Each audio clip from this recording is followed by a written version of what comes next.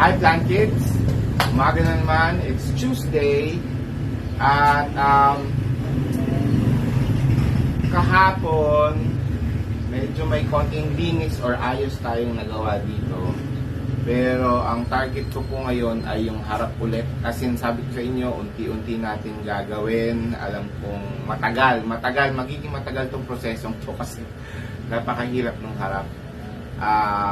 Pero yun nga, gusto ko magbawas ng nakapasok dun sa harap kasi plano ko nga siyang ilipat doon sa plant box as much as I can para nga, yun nga, para lumuwag at least umayos.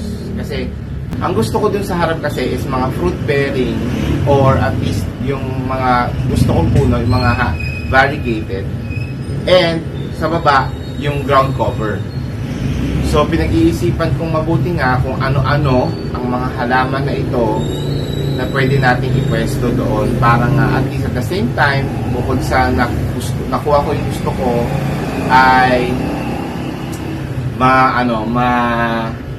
maganda yung sa mata, yung kalabasan din. Okay?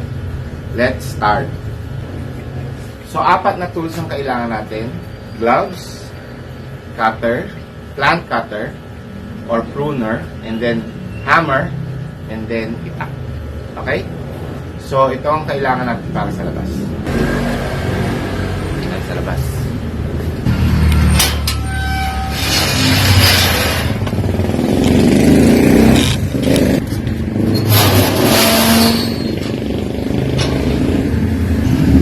Shovel dito. Plano kong muna although may mga nakakabit sa kanya. Papalitan natin ito. Saka tataniman natin ng ibang puno. Hopefully nga lang madalian tayo sa punong to. Okay, tanggalin na muna natin itong mga halaman.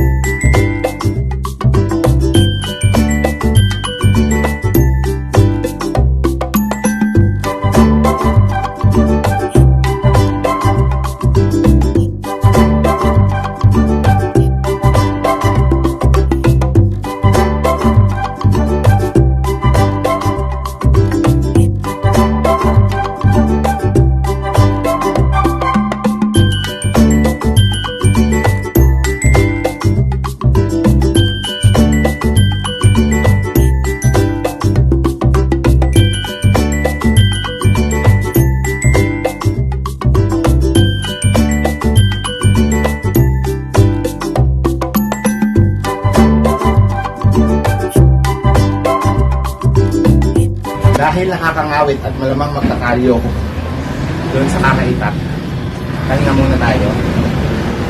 Itong makuha nating mga syngonium doon sa harap para hindi mamatay at hindi masayang ay ipopropagate muna natin para habang mag-iitak tayo doon sa labas ng puno, nakababa na sila.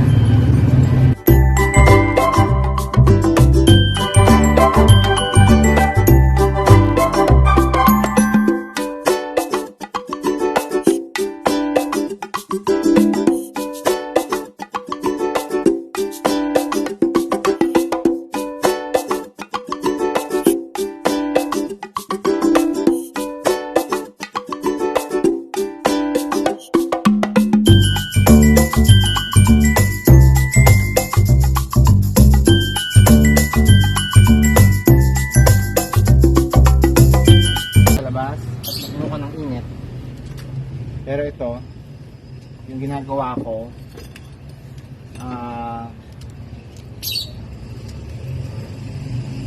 sinuhukay natin to.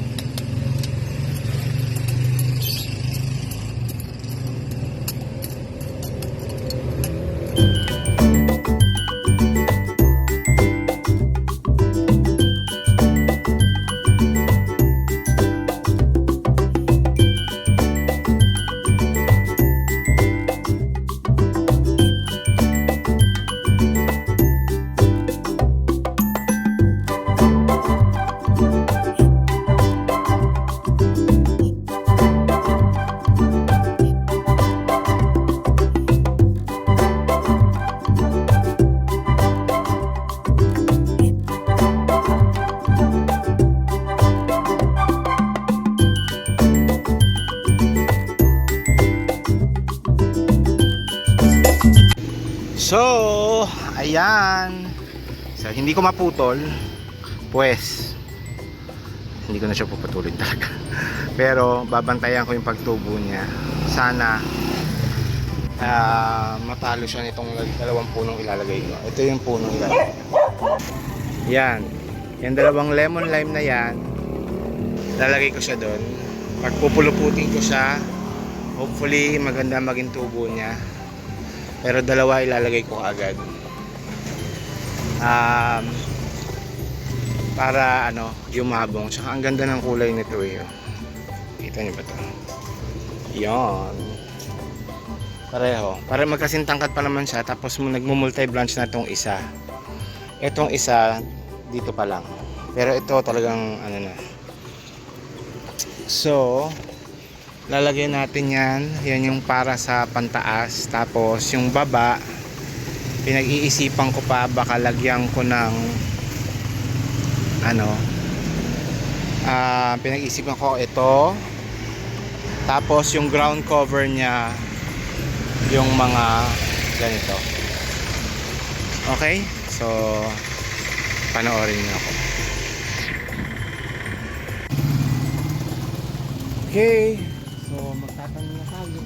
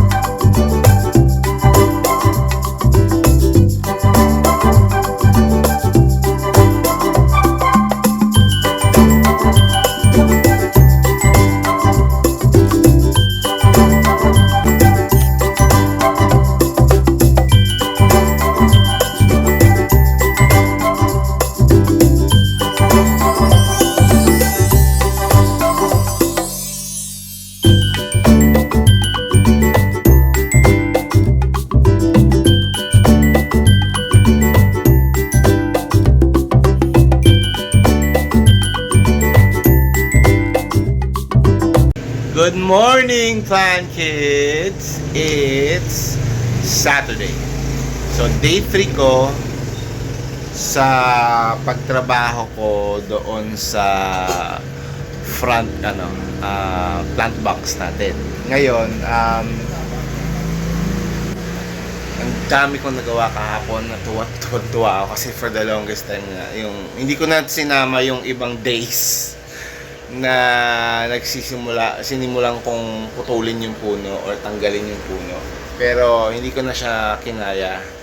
So basta binugbog ko na yung puno na wala namang pangalan hanggang makahukay ako ng kahit papano ay ample depth or lalim para dun sa aking mga itinanim na bagong puno. So at least yung target ko na mga puno na naitanim ko naman, except for one.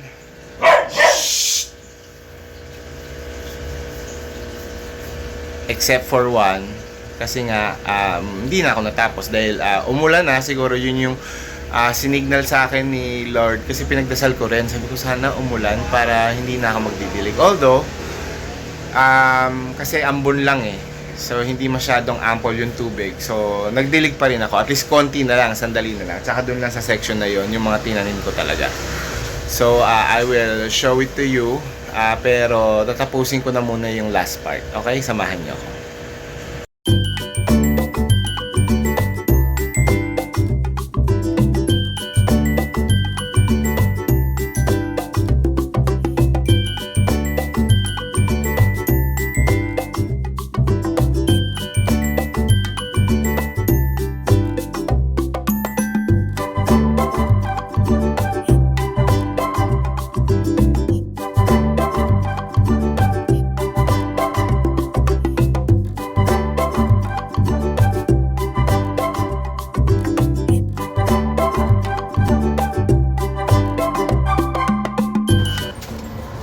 So, just to cap this off, this episode, meron lang akong mga puno or halaman na pagsasamahin, ililipat para makabawas din tayo sa mga pasong gagalawin natin. Okay? So, unahin natin ito. Ito ay bigay sa akin ni Ma'am Lenny Aspidio sa Plant Pantry. At meron ako nitong mga malalaki puno. Okay? Paghihiwalay na natin siya, itong dalawa, tapos itong ganitong Garcina ay pagsasamahin natin.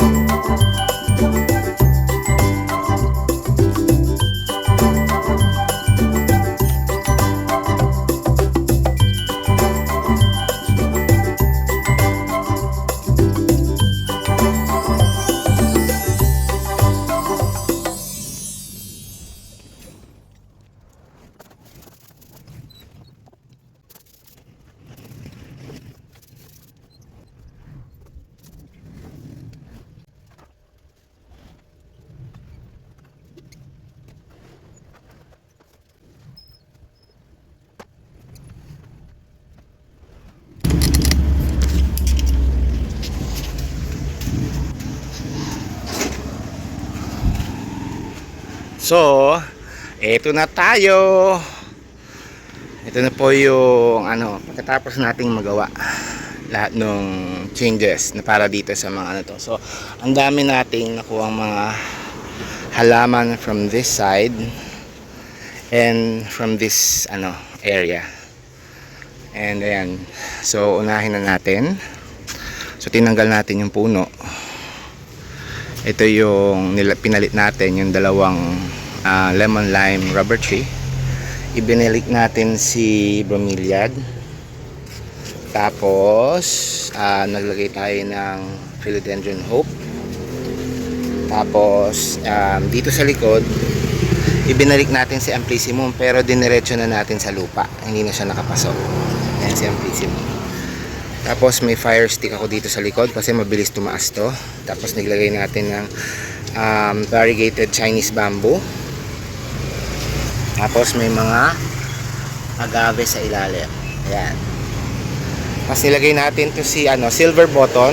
Mapayat siya ngayon, pero feeling ko gaganda siya dyan kasi nakadiretso na siya sa lupa. Tapos nandito si variegated alimutan ko yung pangalan nito basta variegated siya. Tapos meron tayo ulit bromelia dito. Tapos nagpropa ako ng mga sysmatoglotis. Ayan. Tapos nandito ko na nilagay yung isang bromeliad natin. At ito yung matagal ko nang nilipat to dito yung isang ating maroon na crotons. Tapos dagdag tayo dito ng ng heliconia or variegated banana leaf. Ayan. Kasi ito matagal na dito yung welcome plant na yan. Tsaka yan. Hindi natin ginalaw tong part na ito. Ayan, yung from this bromeliad hanggang dun sa taas. Tapos by the way, yung pinutol natin na sanga ng ang tawag dito? Ng malunggay. Ayan, nag-aano na. So pagka kumapal pa yan, kukunin na natin para hindi na magsanga pa ng mataas. Kasi yun yung target natin dyan, kaya natin pinutol yan.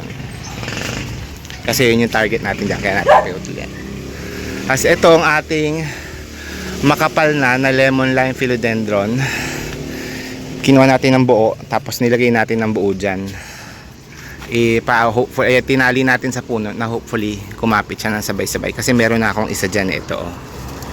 Ayan, so sinamahan ko lang siya para mas maging masaya sila. Marami na sila. Marami ang mga kinuhang mga bromelia dito. Ayan, yung dalawa nandito. Itinlagay natin sa ibabaw ng sanga. At inano ko na rin ito so ito yung magiging kabitan niya. Tapos yung isa ito yung dalawa pa. Ayan, tapos yung iba nandun. Okay. Etong parte na to, hindi ko po siya ginalaw hanggang dito. Dito sa may bromeliad na to, tsaka itong dracena na ito. So ang dagdag dito, ito, naidiretso na natin ayusin natin. Kasi yung mga vines, baka mamali ang tubo niya. Yan.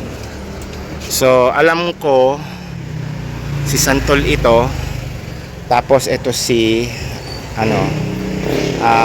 San Francisco crotons din yan, yung mga lumang crotons. Tapos nilagay ko, hindi ko na lang tinanggal sa paso itong aking isang adenium kasi yan nga, nandyan nga yung ating isang anong tawag dyan,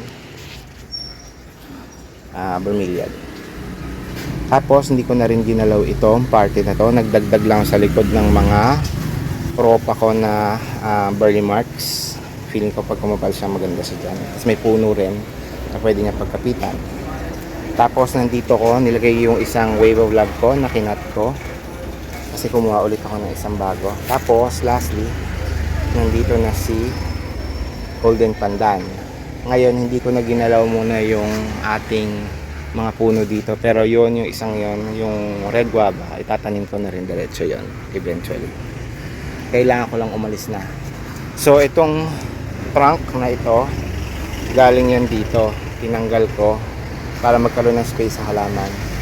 Nilagay ko na dyan, pinatong ko yung ating banana muna. Alam kong delikado yan, pero nilagay muna natin dyan sandali. Tapos yung ating mga caladium, inilera na muna natin dito.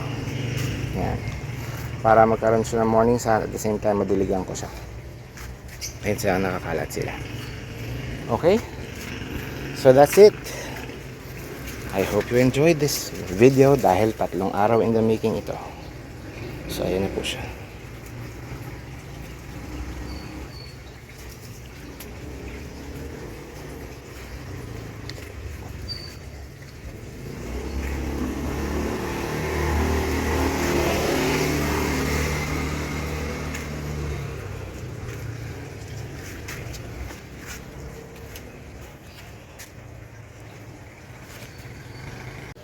So dito na po tayo magtatapos. I hope you enjoyed this video dahil sobrang pagod ko sa video na ito. This is one of my previous episodes na kung saan talagang sobra-sobra yung passion natin sa pagtatanim. Anyway, yun nga, yung target natin, yung goal natin, makapagbawas ng paso, at the same time maidiretso ito sa plant box, at the same time maayos yung plant box, at the same time mapuno yung mga puno natin, may transplant natin sa plant box ay nagawa ko na. Yes! Sa wakas. Thank you very much. Thank you very much. Thank you Lord dahil yun nga nagkaroon tayo ng lakas para magawa yun. Anyway, siguro marami pa tayong magagawa. Moving forward naman, eventually uunti-untiin ko rin naman yung mga halaman doon din na ma-transplant or i-relocate naman sa iba. Kasi katulad nitong aking plant truck na ito, hindi ko siya feeling ko hindi ko siya na ma-maximize sa area na ito. So plano ko siyang ilabas dun sa kabila para yung ibabaw, nandun yung mga tall plants, tapos yung mga small plants na mahihilig sa araw, katulad ng mga Sansevieria ko, most probably, yun yung ilalagay ko sa sa mga lower shelves. Kasi tapat yung araw niyan tutok yung araw dyan. So, matutuwa yung mga halaman na ilalagay natin doon kasi doon nakatutok. Tapos, dito ko, ito, i-rearrange natin ulit ito ng mas tropical feels again. Yung mga halaman ngayon from here, na nandun sa harap, ililipat muna natin doon kasi magre-rearrange ulit tayo. No? So, I hope you enjoyed this video. Talaga. Okay? So, if you're not yet subscribed, please do subscribe at pakiclick na rin ang notification bell para sa mga susunod nating episode. Kung hindi ka pa, if you like the video, pakiclick na rin po yung like button. Alright, so this is Plant Tatay Barry of Antipolo saying bye, plant kids!